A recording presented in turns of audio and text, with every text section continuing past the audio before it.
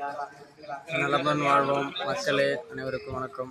இன்னைக்கு ஏப்ரல் மாதம் 14ஆம் தேதி நம்மளுடைய வில்லியனூர் அருள்நிறை ஆலயம் சொல்லிட்டு பார்த்திங்கன்னா இந்த இன்னைக்கு திருவிழா. அதனால் காலையில் ஆண்டவருடைய திருப்பலியை அனுபவிச்சுட்டு மக்கள் இணைந்து அதை பாருங்கள். புதிதாக கட்டின கோவில் அது.